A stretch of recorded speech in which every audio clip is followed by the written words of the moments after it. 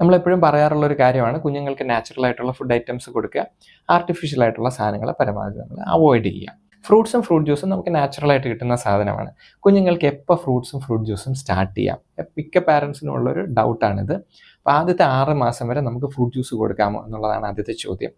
Natural ആണെന്നും എന്താണെന്ന് പറഞ്ഞാലും കുഞ്ഞുങ്ങൾക്ക് ആദ്യത്തെ 6 മാസം വരെ അമ്മയുടെ പാല് മാത്രമേ കൊടുക്കാവൂ. ഫ്രൂട്ട്സ് കൊടുക്കാൻ പാടില്ല, ഫ്രൂട്ട് ജ്യൂസ് കൊടുക്കാൻ പാടില്ല, മറ്റൊരു ഫുഡ് ഐറ്റമും കൊടുക്കാൻ പാടില്ല. കുഞ്ഞുങ്ങൾക്ക് 6 മാസം കഴിഞ്ഞ് നമ്മൾ മറ്റ് ഫുഡ് ഐറ്റംസ് ഒക്കെ സ്റ്റാർട്ട് ചെയ്ത് തുടങ്ങുമ്പോൾ നമുക്ക് ഫ്രൂട്ട്സ് സ്റ്റാർട്ട് ചെയ്യണോ അതോ ഫ്രൂട്ട് ജ്യൂസ് സ്റ്റാർട്ട് ചെയ്യണോ?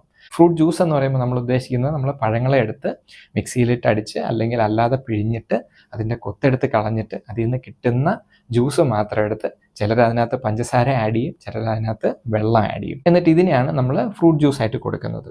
അപ്പോൾ ഈ ഫ്രൂട്ട് ജ്യൂസ് ഹെൽത്തി അല്ല. അതിനകത്ത് നമ്മൾ ആവശ്യമുള്ള കൊത്ത് അല്ലെങ്കിൽ ഫൈബർ നമ്മളെടുത്ത് കളഞ്ഞു. അത് കഴിഞ്ഞിട്ട് എക്സ്ട്രാ ഷുഗേഴ്സ് നമ്മൾ ആഡ് ചെയ്തു, എക്സ്ട്രാ വാട്ടർ നമ്മൾ ആഡ് ചെയ്തു. ഇത് രണ്ടും കുഞ്ഞിന് ആവശ്യമില്ലാത്ത സാധനമാണ്. ഫ്രൂട്ട്സിനകത്തുനിന്ന് കിട്ടേണ്ട ഏറ്റവും ഇമ്പോർട്ടൻ്റ് ആയിട്ടുള്ള സാധനം നമ്മൾ പിഴിഞ്ഞെടുത്ത് കളയുകയും ചെയ്തു. കുഞ്ഞുങ്ങൾക്ക് നമ്മൾ കൊടുക്കുമ്പം എപ്പോഴും ഫ്രൂട്ട്സ് ആയിട്ട് തന്നെ കൊടുക്കുക. പഴങ്ങളെ നമുക്ക് സ്പൂണിൽ കോരിയെടുക്കാൻ പറ്റുന്നതിന് അങ്ങനെ കൊടുക്കുക.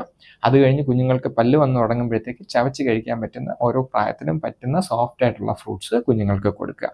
2 വയസ്സൊക്കെ ആയതിനു ശേഷം മാത്രമേ കുഞ്ഞുങ്ങൾക്ക് ഫ്രൂട്ട് ജ്യൂസ് ആയിട്ട് നമ്മൾ കൊടുക്കാൻ പാടുള്ളൂ.